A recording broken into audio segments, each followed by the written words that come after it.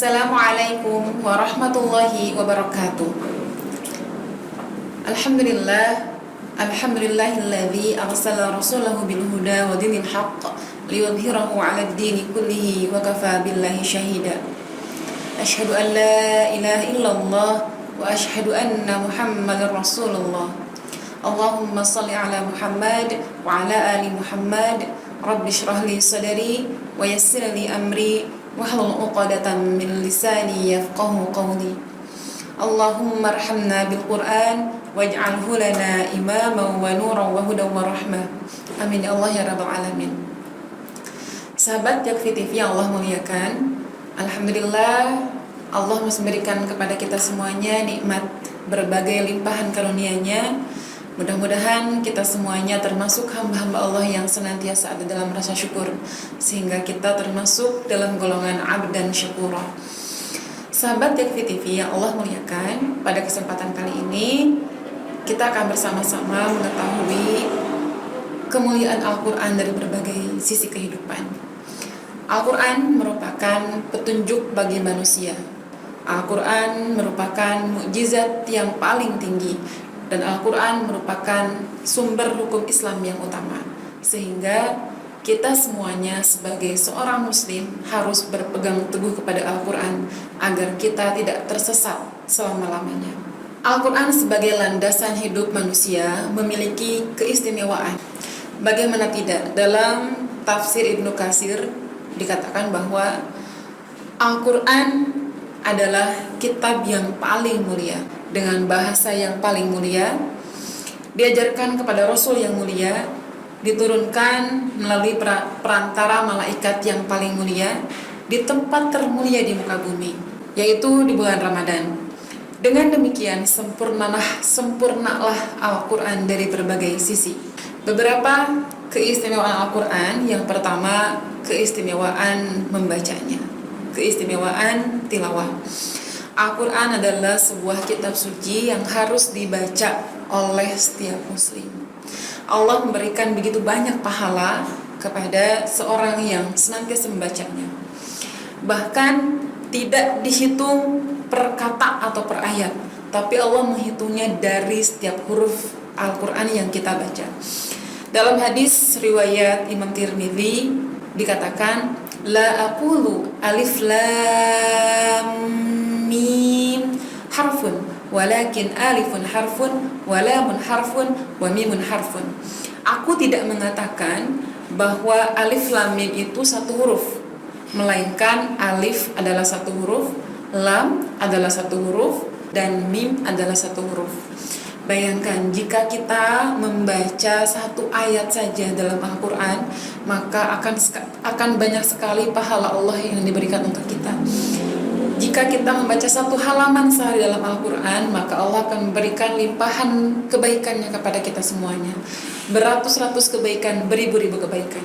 Selanjutnya, keistimewaan mentadaburinya atau merenungkannya. Apabila Al-Quran selalu kita jaga, maka kita akan menjadi manusia yang paling bahagia. Manusia yang paling bahagia adalah manusia yang hatinya tertuju pada Al-Quran, sehingga ruhnya terisi penuh dengan Al-Quran. Apa yang dilakukannya adalah petunjuk dari Al-Quran.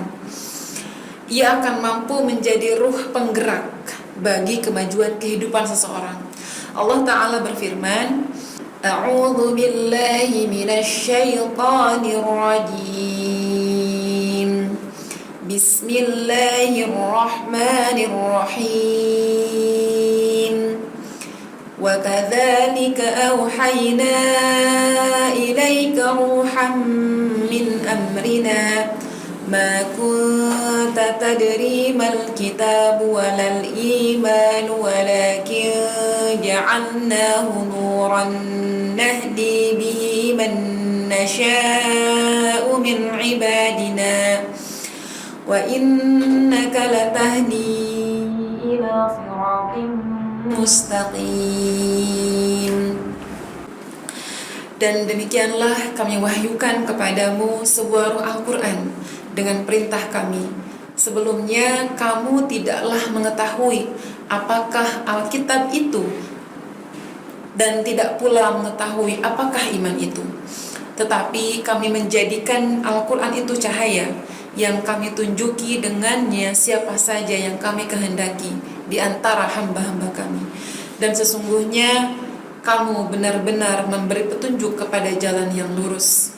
Surah Asy-Syura ayat 52. Yang ketiga, keistimewaan Al-Quran adalah keistimewaan menghafalnya. Selain dibaca dan direnungkan, Al-Quran juga perlu kita hafal. Dipindahkan dari sebuah tulisan ke dalam dada, ke dalam memori kita. Agar apa?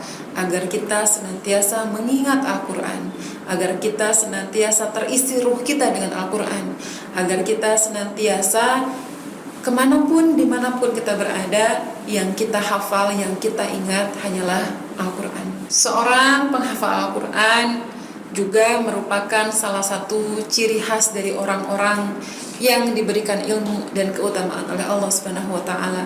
Akan banyak sekali keutamaan yang diraih oleh penghafal Al-Quran, dan insya Allah kita akan bahas di lain kesempatan mengenai keutamaan menghafal Al-Quran. Dalam surah Al-Ankabut ayat 49, Allah berfirman, sebenarnya Al-Quran itu adalah ayat-ayat yang nyata dalam dada orang-orang yang diberi ilmu, dan tidak ada yang mengingkari ayat-ayat kami kecuali orang-orang yang zalim.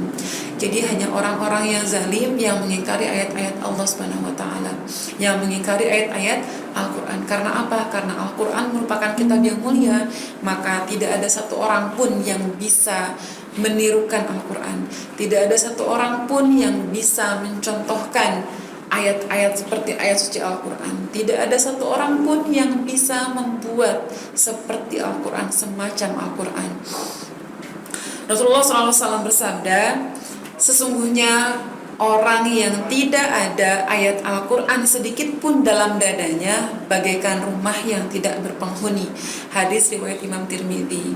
Bayangkan sahabat semuanya, jika ada sebuah rumah tapi tidak ada penghuninya, pasti akan sepi dan sangat kotor, tidak terawat.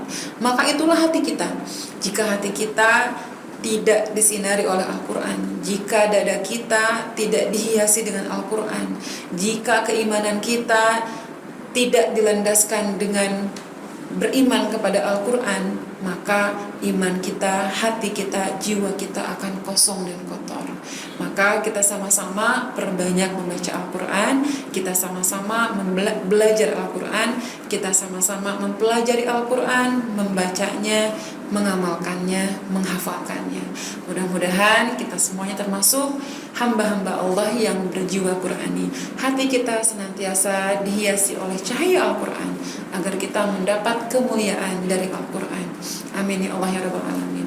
Demikianlah ringkasan materi kali ini. Mudah-mudahan sahabat semua Allah karuniakan keberkahan, kenikmatan, keimanan, dan Allah berikan kemudahan kita dalam melaksanakan kebaikan di sisinya, sehingga kita termasuk hamba-hamba Allah yang senantiasa istiqomah dalam ketaatan kepada Allah dan Rasulnya. Billahi fisabilil haq. Wassalamualaikum warahmatullahi wabarakatuh.